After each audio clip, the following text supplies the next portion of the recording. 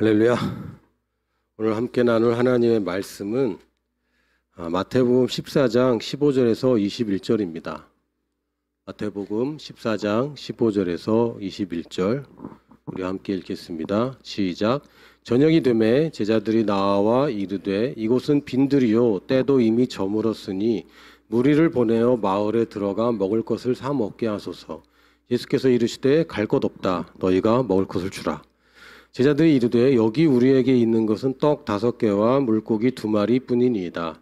이르시되 그것을 내게 가져오라 하시고 무리를 명하여 잔디 위에 앉히시고 떡 5개와 물고기 2마리를 가지사 하늘을 우러서 축사하시고 떡을 떼어 제자들에게 주시매 제자들이 무리에게 주니 다 배불리 먹고 남은 조각을 12바구니에 차게 거두었으며 먹은 사람은 여자와 어린이 외에 5,000명이나 되었더라. 아멘. 예수님께서 이 땅에 계실 때 또 아주 독특하고 또 의미 있는 기적들을 여러 번 행하셨지만 또 이렇게 사복음서 4군데 모두 다 기록되어 있는 이 오병이어의 기적은 굉장히 독특하고 놀랍습니다. 떡이 5개, 물고기 2마리밖에 없었는데 예수님께서 나눠주라고 얘기하실 때 그것을 믿음으로 취하여 나눠줄 때 이 떡이 불어나고 물고기가 불어났습니다. 오늘 예수님께서 가나 혼인잔치에서 베푸신 첫 번째 능력도 좀 비슷합니다. 물을 떠다 줬는데 포도주가 되는 사건이 있었고 그때도 동일하게 예수님이 따라준 것이 아니라 예수님은 말씀만 하시고 누군가가 그 일을 수행할 때 그의 손에 들렸을 때에 이 변화가 일어났습니다. 오늘도 오늘 읽은 말씀을 봐도 예수님께서는 물론 이제 복음서마다 조금씩 기록이 다르긴 합니다. 어떤 작은 아이가 도시락을 가져오는 장면이 기록된 데도 있고 아주 간단하게 기록된 장면도 있습니다. 그런데 여기를 보면 오늘 마태복음을 골랐는데요. 마태복음에 보니까 뭐라고 되어 있냐면 예수께서 이르시되 너희가 먹을 것을 주라. 너희가 먹을 것을 주라. 이렇게 말씀하십니다. 굶주린 자들에게 떡을 주는 것은 하나님의 뜻일까요? 아닐까요? 하나님의 뜻입니다. 이 지구상에 인류가 계속되는 한 부유함도 있지만 가난함도 있습니다. 이 가난함은 사실 우리 인간의 자원이 유한하기 때문에 가난이 있다고 이제 얘기를 하긴 하지만 사실 지금 현재 생산은 전 지구의 모든 사람들이 먹고 배불리 사는데 부족함이 없습니다. 이건 분배의 문제이고 편중의 문제이고 없어서 못 가는 것이 아니라 안 가졌기 때문에 없는 것이죠. 그러니까 자원이 모자라는 것이 아닙니다. 이 부유함은 창조의 능력이 있기 때문에 일자리가 없어서 취업을 못하고 먹고 살기 힘들다. 아닙니다. 손님이 없어서 힘들다. 가만 보니까 지금 경기가 나쁘다 하는데 잘 되는 사람은 더 잘 되고 없는 사람만 더 없어졌더라고요. 이 부자들이 자산이 더 늘어났습니다. 이런 일이 왜 생깁니까? 이것은 어쩔 수 없는 가난이 아니고 어쩔 수 없는 부유함이 아니라 누군가가 창조의 능력으로 이 부유함을 늘리는 것이 주님의 뜻입니다. 있는 걸 가지고 나눠 먹고 있는 걸 가지고 그 경쟁에서 뺏고 빼앗기고 하는 것이 주님의 뜻이 아니라 없으면 만들어지고 모자라면 채워지는 것이 주님의 뜻입니다. 그리고 주님께는 이 땅에 그런 일을 벌일 수 있는 모든 능력을 가지고 계십니다. 문제는 뭡니까?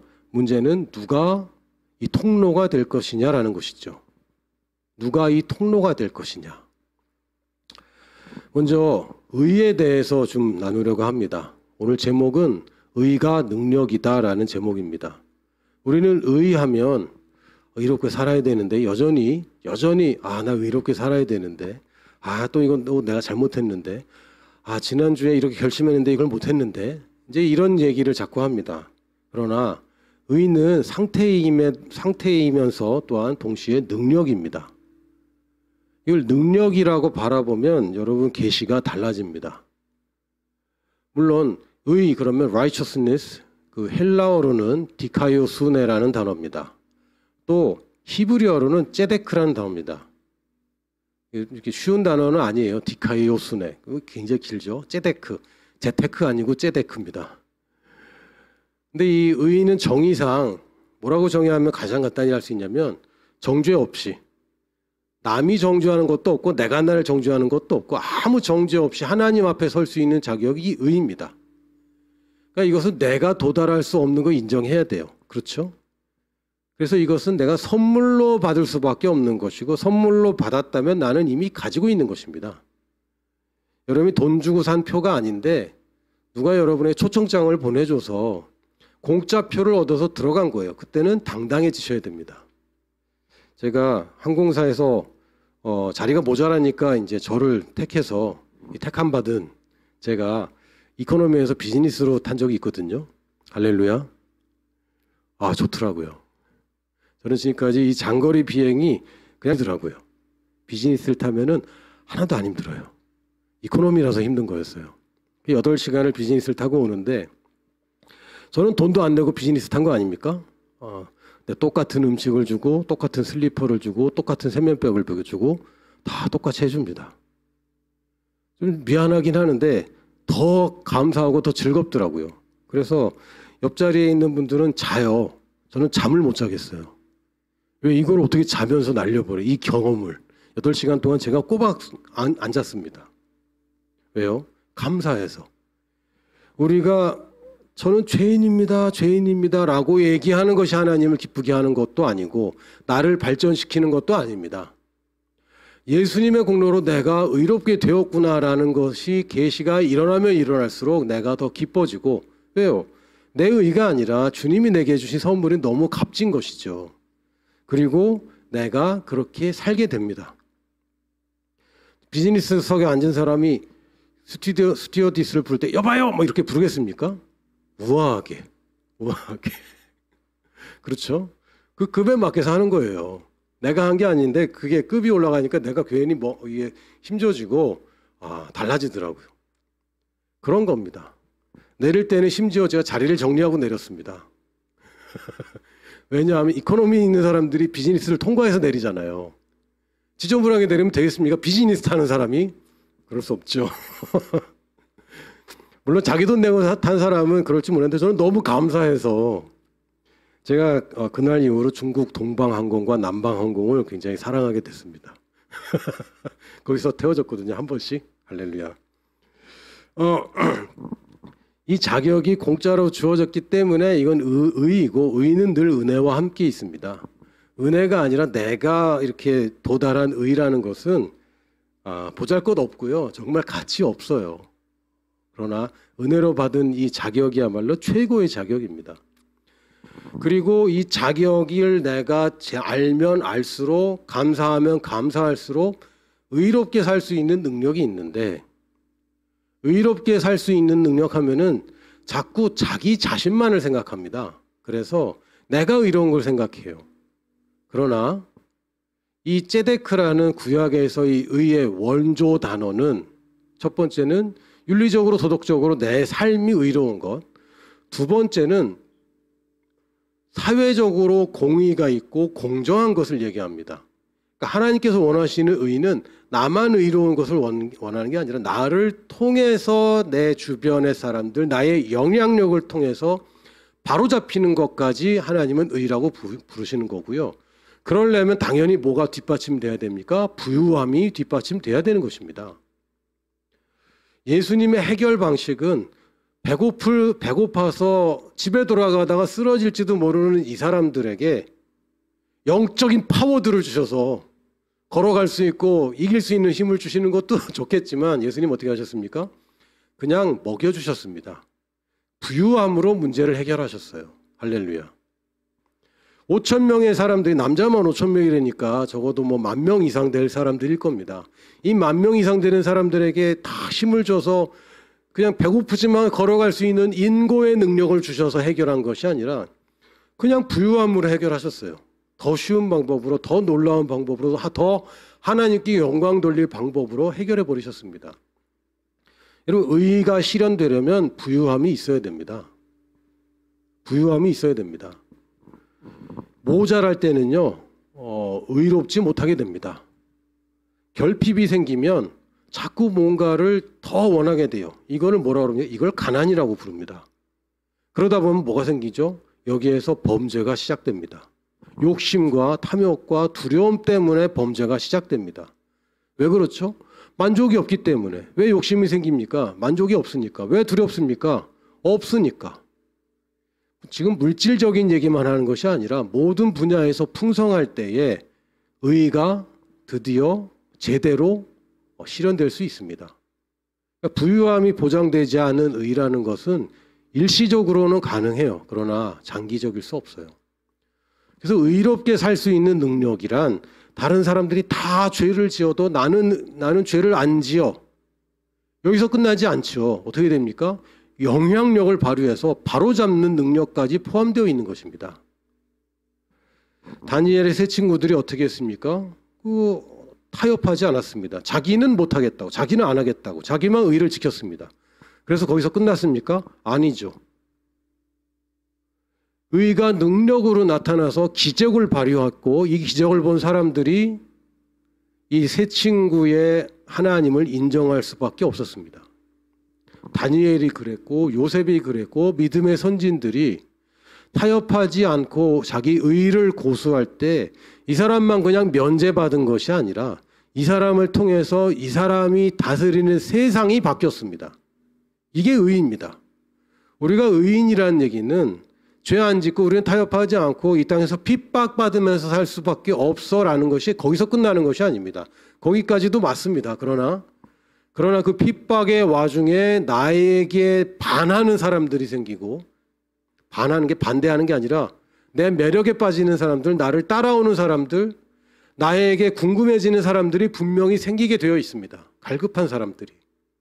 그리고 그 사람들이 내 부유함이 아니라 부유함의 원천인 주님을 만나게 되죠. 그럼 그 사람이 또 나와 같은 의로운 삶, 즉 의가 능력으로 발휘되는 삶을 사는 것입니다. 불의는 의롭지 않은 것은 하나님의 능력의 통로가 될 수 없습니다. 그 올바른 프로토콜, 올바른 길, 올바른 방식으로 내려와야지만 하나님의 능력이 발휘되는 것이지 그냥 내 멋대로 내 마음대로 하나님의 능력은 발휘되지 않아요. 그리고 의롭게만 올바르게만 이게 접근되고 올바르게만 이게 진행이 되면 하나님의 능력은 무조건 나타나게 되어 있습니다. 무조건 나타나게 되어 있습니다. 이 세 가지, 하나님의 의가 나타나는 세 가지를 나누려고 합니다. 첫 번째는 하나님의 뜻입니다. 하나님의 뜻이 맞냐? 하나님의 뜻이 아닌데 의가 능력으로 나타나지는 않습니다. 그렇죠? 우리는 이미 자격이 있어요. 하나님의 자녀라는 의로운 자라는 자격이 있어요. 그러나 이 세상에서 이게 능력으로 나타나야 될 거 아닙니까? 근데 그러기 위해서 첫 번째가 하나님의 뜻에 맞냐? 요거를 간파하는 것이 지혜죠. 이게 하나님의 뜻인가? 이게 하나님의 뜻인가? 이게 아닌가? 이게 아닌가? 이것을 분별할 수 있는 것이 지혜이고 지혜의 결과는 헌신으로 나타납니다. 헌신은 뭐 희생해서 뭐 내가 뭐 대단해서 헌신하는 게 아니라 이 사람 지혜로운 사람이에요. 야, 어떻게 전 재산을 다 팔았어? 밭에 감 주인 보화를 살려고. 지혜가 있는 것이죠. 왜 네가 가진 진주를 다 팔고 난리야? 더 값진 진주를 발견했기 때문에. 그러니까 지혜가 있으면요, 사람들은 그것을 헌신이라고 봅니다. 저 사람 왜 이렇게 모든 걸 다 바쳐서 저러고 있지? 저 사람의 시간과 에너지를 왜 저기다가 쏟고 있지? 왜요? 지혜가 있기 때문에. 이해가 안 되죠. 세상의 이해를 뛰어넘는 하나님의 지혜를 받게 되면 어차피 사람들은 이해하지 못합니다. 그래서 뭘 하죠? 욕을 하고 또 때로는 결과가 좋으면 시기하고 막 비난하고 또 결과가 나오는 중간에는 계속 비난하고 약 올리죠. 왜요? 자기네 방식이 아니라고. 더 지혜로운 방식으로 가면 욕을 먹습니다. 오해를 살 수밖에 없어요. 왜? 아니 지혜가 없는 사람을 어떻게 납득시키고 지혜 없는 사람에게 어떻게 내 지혜를 잘 보여줄 수 있습니까? 그거 불가능합니다. 되게 어리석다고 그러죠. 그러나 사실은 이게 지혜로운 거예요. 그럼 어떻게 되죠? 사람들이 볼 때는 야, 헌신했구나라고 이제 얘기하는데 헌신 별거 아닙니다. 이 사람 훌륭해서 헌신하는 거 아니고 주님을 너무 사랑해서 헌신한다기보다 지혜가 있는 거예요. 투자를 잘하는 거죠. 두 번째는 하나님의 뜻이 이게 맞는데 하나님이 이거를 해결할 수 있는 능력이 있는가? 여기 이제 확인돼야 됩니다. 하나님이 이 땅의 모든 민족을 구원하는 거 하나님의 뜻입니다. 모든 민족뿐 아니라 모든 죄인이 주님께 돌아온 것을 원하십니다. 그게 하나님의 뜻입니다.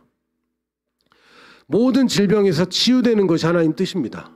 모든 그리스도인들이 부유해지는 것이 하나님의 뜻입니다. 모든 가정과 교회가 부흥하고 화목하게 되는 것이 주님의 뜻입니다. 그리스도인들끼리 하나 되는 것은 주님의 뜻입니다. 이건 명백하게 주님의 뜻입니다. 주님의 영광이 이 땅에 드러나는 것이 주님의 뜻입니다. 그렇죠? 이건 말씀을 찾아보면 다 나와 있는 얘기입니다. 그런데 그럼 하나님이 이걸 이룰 능력이 있겠는가? 여기에 이제 우리의 믿음이 필요한 거죠.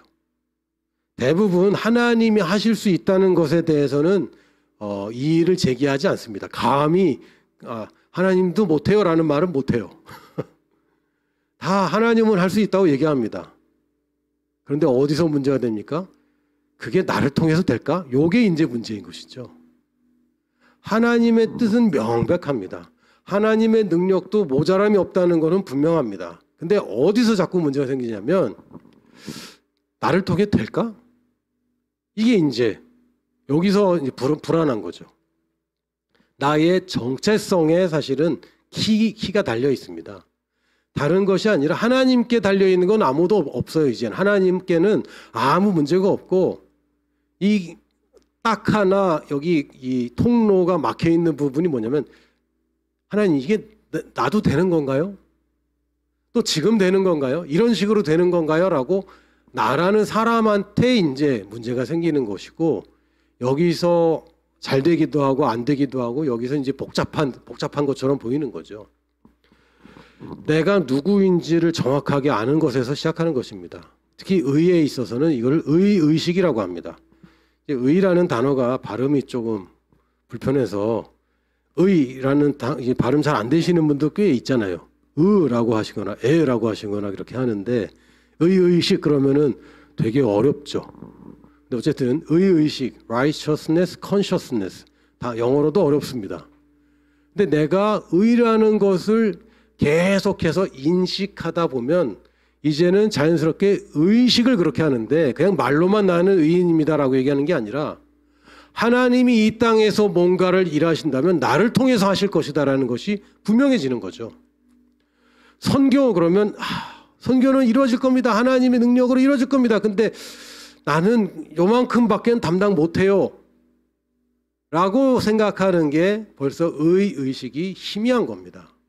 의식은 하나님 앞에서 그냥 나는 죄인이 아니라 의인입니다 해서 끝나는 것이 아니라 그냥 의로워서 뭐 하라고요? 하나님 앞에서 그냥 찬양하고 영원히 찬양하고 거기에 있으라고요? 아니죠. 이 의로운 사람이야말로 이 땅에서 바로잡을 수 있는 유일한 사람입니다. 내 인생에서 내가 내 인생뿐만 아니라 내게 관계된 문제들을 바로잡을 수 있다는 것을 제대로 아는 것이 의식이 제대로 잡힌 사람입니다. 나만 그냥 하나님 앞에서 용서받은 것이 아니라 바르게 하는 능력을 갖고 있다. 이것이 우리의 정체성입니다. 이것이 우리의 부르심이에요. 부르심이 각자가 부르신 그곳에서 뭘 하는 겁니까? 바로잡는 거죠. 예수님이 뭘 하러 오셨습니까? 바로잡으러 오셨습니다. 아담이 망친 것을 수천 년을 준비해서 메시아 오셨고 드디어 바로잡으셨고 이제 바로잡는 일을 우리에게 맡기셨습니다. 이것이 통치이고 이것이 왕노릇이고 이것이 우리의 다스림이고 경영입니다. 경영이 다른 게 아닙니다. 바로잡는 것입니다. 원래 하나님의 뜻이 이 땅에 이루어져야 마땅한데 이루어지지 않는 그것. 하나님의 충만한 능력이 이 땅에 벌어지도록 내가 통로가 되어서 문제들을 바로잡는 것. 이게 우리의 부르심입니다. 고린도전서 1장 24절에 이렇게 얘기합니다. 오직 부르심을 받은 자들에게는 유대인이나 헬라인이나 그리스도는 하나님의 능력이요 하나님의 지혜니라. 유대인이든 헬라인이든 혈통으로 누구의 자손이든 아무 상관없이, 인종적으로 아무 상관없이, 내 백그라운드와 전혀 상관없이 누구든지 부르심을 받은 사람은 그리스도가 뭐가 됩니까? 우리에게 지혜와 능력이 됩니다. 지혜가 뭐라고요? 하나님의 뜻을 아는 것. 능력, 하나님의 능력을 믿는 것. 그래서 어떻게 해요? 이제 내가 통로가 되는 겁니다. 이게 부르심입니다. 하나님의 뜻은 분명하고 하나님의 능력도 대단하다는 것을 우리가 알지만 결국 내가 부르심을 입었다는 것에 여러분의 의식이 적용돼야 됩니다. 그냥 죄 없음 이 정도가 아니죠. 하나님이 바로잡는데 나를 사용하신다. 이게 우리의 의식입니다. 로마서 8장 28절에 우리가 알거니와 하나님을 사랑하는 자 곧 그의 뜻대로 부르심을 입은 자들에게는 모든 것이 합력하여 선을 이루느니라. 부르심 가운데 있으면, 다시 얘기하면 우리가 내가 하나님의 통로로 내 세계를 바로잡는 것이구나. 내 세계를 변화시키는 것이 하나님의 뜻대로 하나님의 능력으로 변화시키는 통로가 되는구나 라는 것을 깨닫는 사람, 그리고 그것을 위해 사는 사람에게는 이제는 모든 것이 합력하여 선을 이룹니다. 그러니까 하는 일마다 다 잘 되는 형통함이 이제 작동되기 시작하죠. 하나님의 뜻과 능력에는 아무 문제 없어요. 내가 누구를 어떻게 아느냐, 바로잡는 것이 먼저입니다. 자, 첫 번째, 하나님의 뜻은 무엇인가라고 시작합니다. 바로잡을 수 있을까? 우리의 문제를 바로잡을 수 있을까? 지금 문제가 한둘이 아닙니다. 여러분, 내적인 문제도 있을 뿐만 아니라 여러분, 환경적인 문제가 있고, 환경 문제는 사실 나 한 사람으로 인해서 내가 바꾼다고 안 바뀌는 문제들만 있는 게 아니죠.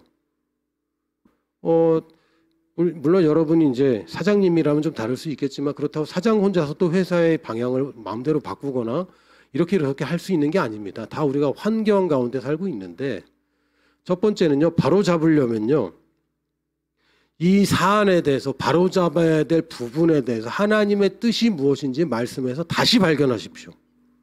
안다고 치지 마시고 그 말씀을 찾으십시오. 그래서 그 말씀에서 확인을 하십시오. 이거 하나님 뜻이다.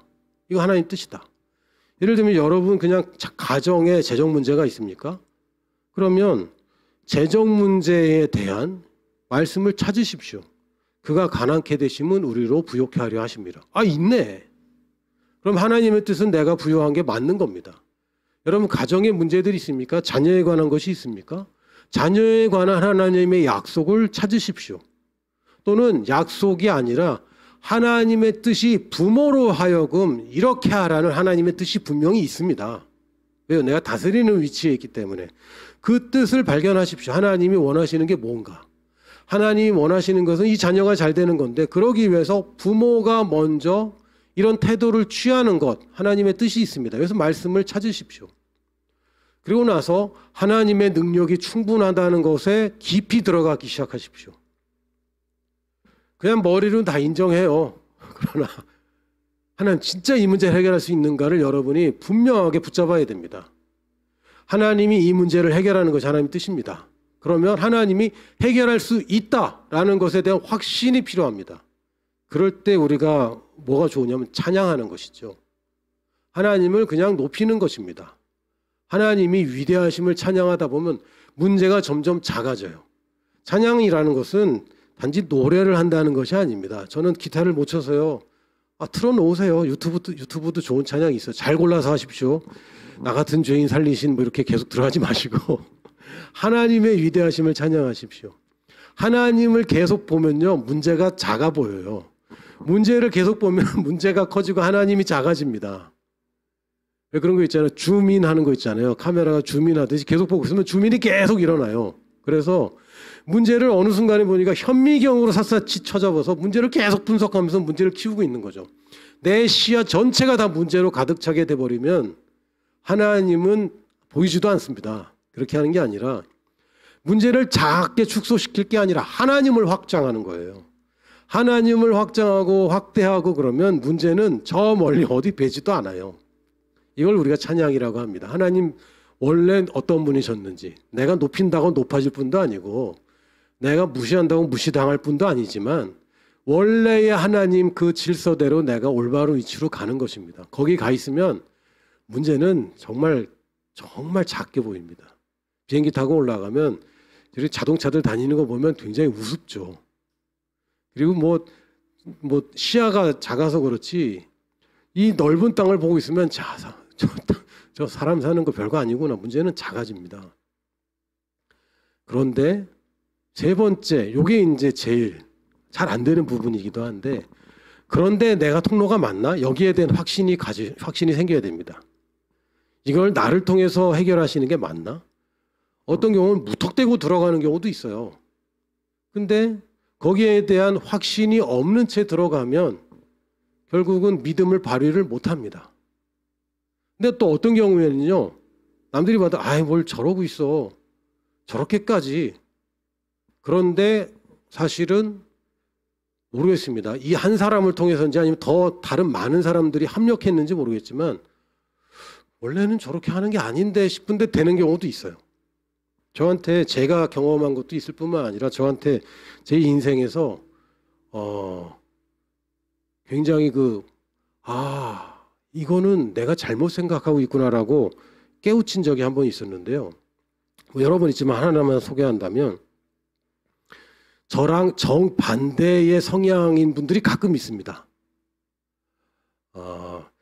같이 사역을 하면요, 꽤 힘들어요. 그런 분하고 오랫동안 같이 한 교회에서 이제 같이 사역을 했는데, 뭐 사사건건 의견이 다른 거죠. 쉽지 않더라고요. 쉽지 않은데, 근데 감사한 것은 그래서 배울 게 굉장히 많습니다. 나랑 똑같은 사람은요, 난 되게 재밌고 편해요. 근데 별로 배울 게 별로 없어요. 근데 나랑 완전히 다르면 배울 게 많습니다. 물론 좀 힘들긴 하지만, 물론 배우는 건 힘 좀 들어야죠. 근데 그분이 신문 기사에 어떤 불치병의 소년이 난 기사를 보고, 소년 하나가 있는데, 그러니까 뭐라 그러죠? 병명도 모르고, 그걸 뭐라 그러죠? 병이 되게 희귀병. 원인도 모르고 치료도 못하고 그런 그 소년에 대한 기사가 났는데 그 기사를 보고 감동을 먹고 병원을 찾아간 거예요. 내가 치유해야 되겠다고. 그 얘기를 듣고 제가 어떻게 생각했을까요? 뭘 저렇게까지. 아니 내 영향력이 미치는 범위도 아니고 저렇게까지 그랬단 말이죠. 그리고 나서 뭐 잊혀졌는데 1년인가 2년 후에 기사가 났는데 그 소년이 치유받은 거예요. 그 목사님이 거기 가서 소년을 만나지도 못했고 중환자실에 있는데 어떻게 들어갑니까? 중환자실 벽에 대고 믿음으로 선포하고 왔대요. 근데 1년인가 2년인가 후에 기사가 났는데 그 소년이 치유받은 거예요.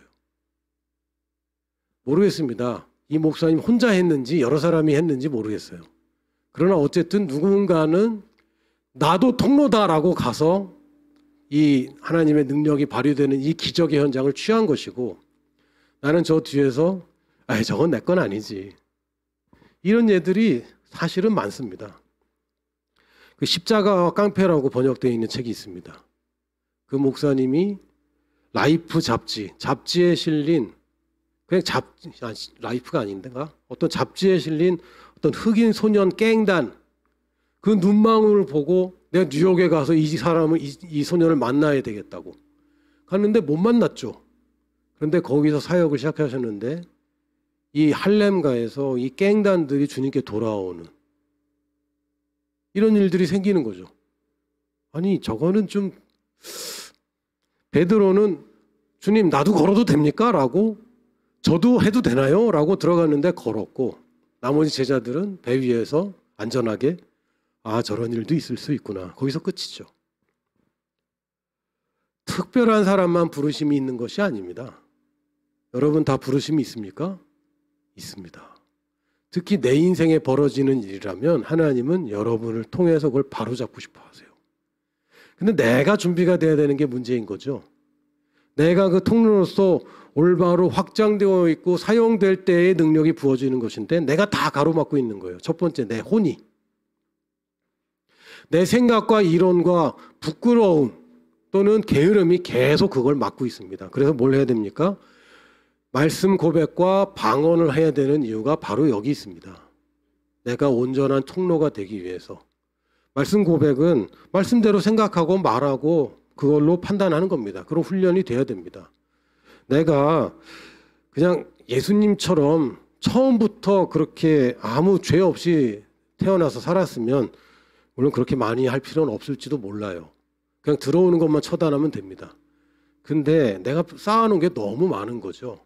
쓰레기를 너무 많이 쌓아놔서 그냥 살살 물만 뿌린다고 이게 완전하게 청소가 되는 건 아니거든요. 잘못된 프로그램이 굉장히 많습니다. 적어도 24시간 중에 내가 말씀 보는 시간보다 안 보는 시간이 더 길잖아요. 그러면 내가 야 이게 충분하지 않구나.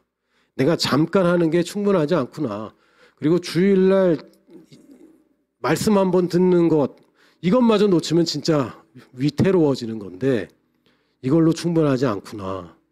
그리고 또한 방언을 해야 됩니다. 방언을 못 하시는 분들은 저한테 연락하시고 방언하는 것은 여러분이 굉장히 큰 그 선물, 치트키, 아주 획기적인 특혜를 받는다고 생각하시면 됩니다. 이걸 받았으면 많이 사용하셔야 되는데 고린도전서 14장 4절에는 주제는 예언에 관한 겁니다. 근데 방언에 대해서 슬쩍 얘기하고 지나가요. 뭐라고 되어 있냐면 방언은 말하는 자는 자기의 덕을 세우고 덕을 세운다고 표현되어 있는데 영어로 하면 edify himself입니다. 스스로를 건축한다 이런 뜻입니다. 스스로를 세운다. 말씀이 나를 세워주는데 말씀은 재료들을 계속 바꿔주는 겁니다. 잘못된 것들을 버리고 견고한 진들을 무너뜨려서 이걸 버리고 제대로 된 재료들을 하나씩 주는 거예요. 그리고 이것을 세워가는 것은 방언입니다. 방언이 굉장히 능력이 있습니다. 여러분이 방언을 하십시오. 방언을 하면 여러분의 영의 영향력이 증가되고 그리고 여러분을 통한 하나님의 뜻을 내가 알지 못하는 채도 벌써 그것을 말하고 있는 거예요. 성령님이 내가 모르는 새에도 나를 통해서 내게 가장 중요한 것을 믿음으로 기도하고 있기 때문에 이것이 바로잡는 데는 굉장히 중요한 역할을 하게 됩니다. 바로잡기로 결정하면요, 여러분이 말씀 고백과 방언을 무시해서는 안 됩니다. 그래서 네 가지를 여러분이 집착하셔야 됩니다. 말씀에서 하나님 뜻을 발견하는 것, 방법과 여러 가지 그 예수님의 방식들, 태도들을 말씀에서 배워야 됩니다. 또 하나님을 인정하는 것을 놓치면 안 됩니다. 그러면서 하나님 말씀을 고백하고 방언하면 바로 잡는 거죠. 뭘 바로 잡습니까? 나의 세계와 나의 시대를 바로 잡는 것입니다.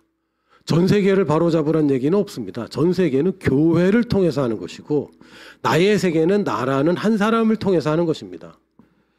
여러분이 저도 부르심이 있을까요? 라고 궁금한 분도 있을지 모르겠지만 부르심이 없으면 탄생도 없습니다. 우연히 태어난 게 없으면 그 태어난 인생에는 무조건 하나님의 계획과 뜻과 목적이 있습니다. 심지어는 아직 주님을 만나지 못했을지라도 이 사람은 계획이 있습니다. 그래서 이 사람이 구원받아야 되는 이유는 한 영혼이 불쌍해서이기도 하지만 이 사람을 통해서 하나님이 하실 일이 분명히 있기 때문에 빨리 구원받고 하나님의 뜻 가운데로 빨리 들어와야지 또 더 많은 영혼들이 구원받을 수 있고 구원은 하나님의 부르심의 시작이고 일부이지 이것이 완성은 아닙니다. 구원받아서 하나님의 부르심을 이루는 것이 진짜 우리의 정체성입니다. 그러므로 탄생이 있다는 얘기는 부르심 분명히 있는 겁니다. 지금도 숨쉬고만 있다면, 지금도 살아서 움직이고만 있다면 우리에게는 부르심이 아직 안 끝났다는 얘기입니다. 여러분 부르심 끝나면 바로 가면 되잖아요. 할렐루야. 부르심 이루다가 가는 게 좋지. 지금까지 한 걸로 그냥 그만하다가 지금은 좀 쉬겠습니다. 영원히 쉬는데, 영원한 안식인데 지금 쉴 생각하지 마시고 은퇴 생각하지 마시고 내가 뭘 더 할 수 있을까? 여러분이 도전하시기 바랍니다. 여러분 세상에 필요가 보입니다.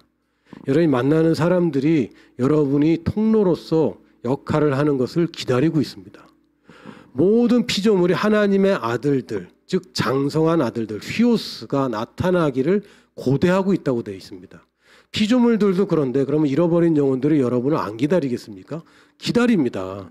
가서 복음 전한다라는 생각만 하지 마시고 내가 주님의 통로가 되어서 이 사람에게 지금 당장 영접을 할 수 있는 그게 필요하면 영접을 할 수 있는 통로가 되는 것이고, 이 사람이 가난함 때문에 부유함으로 올라와야 되는 게 있으면 내가 재정 지원의 통로가 될 수 있는 것이고, 질병이 걸린 사람은 치유의 통로가 되는 것이고, 내가 하나님의 통로가 되는 것입니다.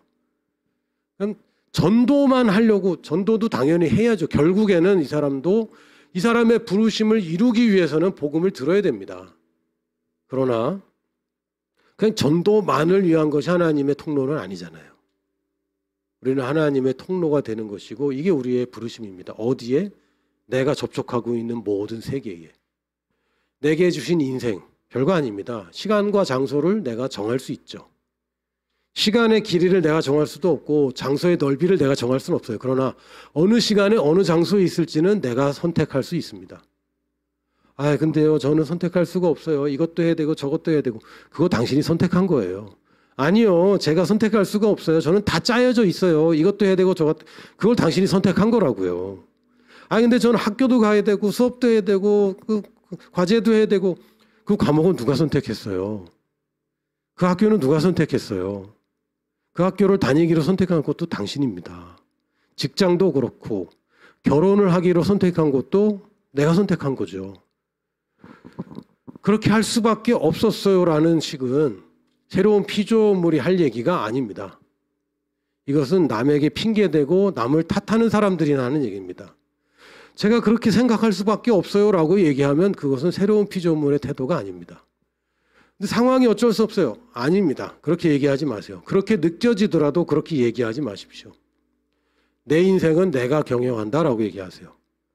하나님의 뜻과 하나님의 능력으로, 이걸 빼버리면 이제 자기 경영밖에 안 남는데, 우리 세 가지 얘기했잖아요. 하나님의 뜻대로 하나님의 능력으로 내가 경영하는 겁니다. 하나님이 날 움직여줄 때까지 기다렸다간 아무 일도 벌어지지 않습니다. 아멘. 배에 앉아있는 사람을 예수님이 끄집어내서 물 위에다 띄워놓지는 않아요. 하나님 나로 오라고 말씀해 주세요 하는 사람이 그 말씀을 듣고 그의 뜻대로 그의 능력으로 물 위를 걷는 거죠. 할렐루야. 내게 주신 인생, 쉽게 얘기하면 내게 주어진 이 시간에 어느 장소에 가 있을지, 이걸 여러분이 선택하십시오. 집에만 있지 마시고, 코로나 때문에 집에만 있으라고 자꾸 그러는데, 근데 사람들은 다 다니더라고요. 전철 타도 사람 많고 식당 가도 자리 없고.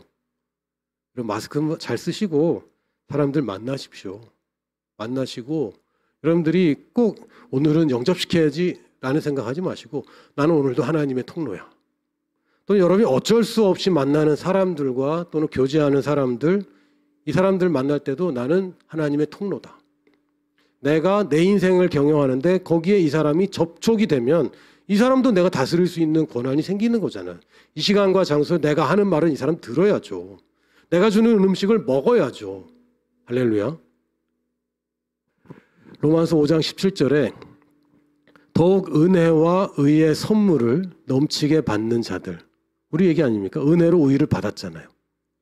의로움은 능력입니다. 그래서 어떻게 됩니까? 한 분 예수 그리스도를 통하여 생명 안에서 왕노릇하는 겁니다. 의로우니까 너 이제 천국 가, 이게 아니고, 의를 선물을 받은 사람은 이것은 능력이 되기 때문에, 바로 잡을 수 있는 능력이 되기 때문에 이제는 왕노릇하는 것입니다.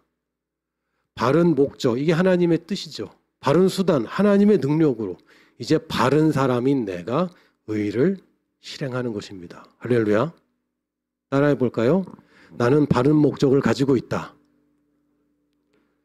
나는 바른 수단을 가지고 있다. 그리고 내가 바른 사람이다. 내가 지금 알맞은 사람이다. 할렐루야. 알맞다는 게 right라는 거죠. right person. 바로 이 사람. 내 인생에 이 시기에 이 장소에 이 목적을 위해서 이 능력으로 바른 내가 거기에 있습니다. 여러분은 문제를 바로잡는 사람입니다. 의는 능력입니다. 의는 윤리적인 게 아니라 내 능력입니다. 바로 잡을 수 있는 능력입니다. 내가 바로 잡혔고 그래서 바로 잡을 수 있는 능력이 나와 함께 있습니다. 할렐루야. 우리는 의인으로 살아갑니다.